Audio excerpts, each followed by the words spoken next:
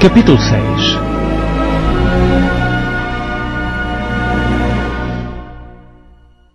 E aconteceu que, no sábado segundo primeiro, passou pelas searas, e os seus discípulos iam arrancando espigas, e esfregando-as com as mãos as comiam.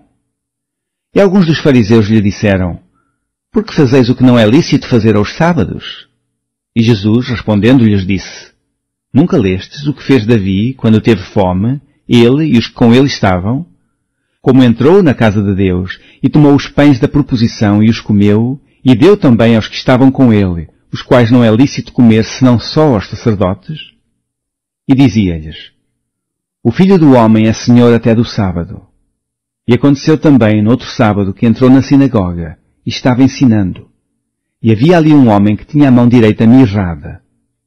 E os escribas e fariseus atentavam nele, se o curaria no sábado, para acharem de que o acusar. Mas ele bem conhecia os seus pensamentos e disse ao homem que tinha a mão mirrada: Levanta-te e fica em pé no meio. E levantando-se ele, ficou em pé. Então Jesus lhe disse: Uma coisa vos hei de perguntar. É lícito nos sábados fazer bem ou fazer mal? Salvar a vida ou matar? E olhando para todos em redor, disse ao homem: Estende a tua mão. E ele assim o fez. E a mão lhe foi restituída sã, como a outra.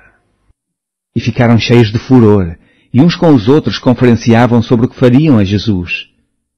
E aconteceu que naqueles dias subiu ao monte a orar, e passou a noite em oração a Deus.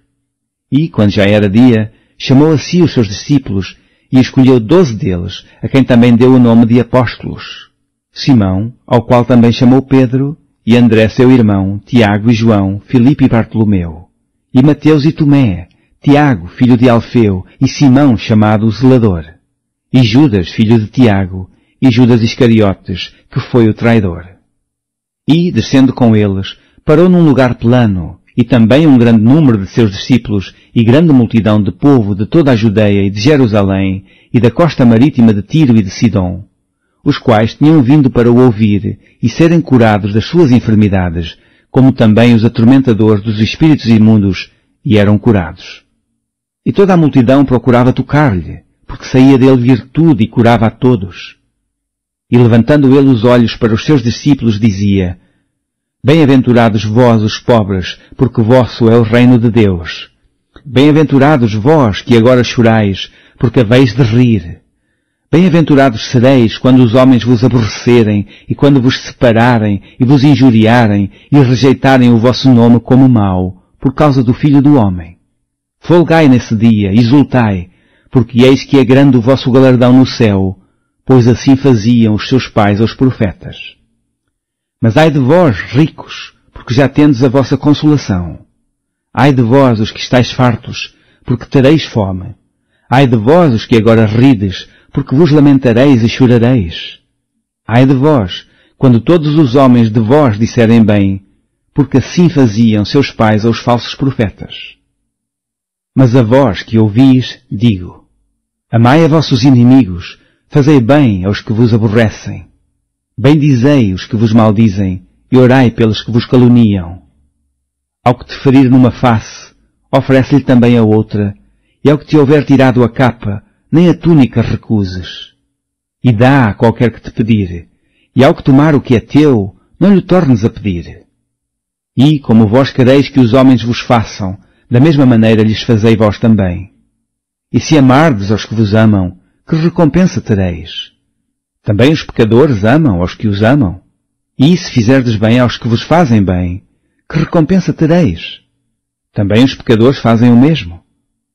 E se emprestardes àquele de quem esperais tornar a receber, que recompensa tereis? Também os pecadores emprestam aos pecadores, para tornarem a receber outro tanto. Amai, pois, a vossos inimigos, e fazei bem. E emprestai sem nada esperardes, e será grande o vosso galardão, e sereis filhos do Altíssimo, porque Ele é benigno, até para com os ingratos e maus. Sede, pois, misericordiosos, como também vosso Pai é misericordioso. Não julgueis, e não sereis julgados. Não condeneis, e não sereis condenados. Soltai, e soltar-vos-ão. Dai, e ser-vos-á dado, boa medida, recalcada, sacudida e transbordando, vos deitarão no vosso regaço, porque com a mesma medida com que medirdes, também vos medirão de novo. E dizia-lhes uma parábola. Pode, porventura, o cego guiar o cego? Não cairão ambos na cova? O discípulo não é superior a seu mestre, mas todo o que for perfeito será como o seu mestre. E por que atentas tu no argueiro que está no olho de teu irmão, e não reparas na trave que está no teu próprio olho? Ou como podes dizer a teu irmão, irmão, deixa-me tirar o argueiro que está no teu olho, não atentando tu mesmo na trave que está no teu olho? Hipócrita, tira primeiro a trave do teu olho, e então verás bem para tirar o argueiro que está no olho de teu irmão. Porque não há boa árvore que dê mau fruto, nem má árvore que dê bom fruto. Porque cada árvore se conhece pelo seu próprio fruto. Pois não se colhem figos dos espinheiros, nem se vindimam uvas dos abrolhos. O homem bom do bom tesouro do seu coração tira o bem, e o homem mau do mau tesouro do seu coração tira o mal, porque da abundância do seu coração fala a boca. E por que me chamais Senhor, Senhor, e não fazeis o que eu digo? Qualquer que venha a mim e ouve as minhas palavras e as observa, eu vos mostrarei a quem é semelhante. É semelhante ao homem que edificou uma casa, e cavou e abriu bem fundo, e pôs os alicerces sobre rocha. E vindo a enchente, bateu com ímpeto a corrente naquela casa e não a pôde abalar, porque estava fundada sobre rocha.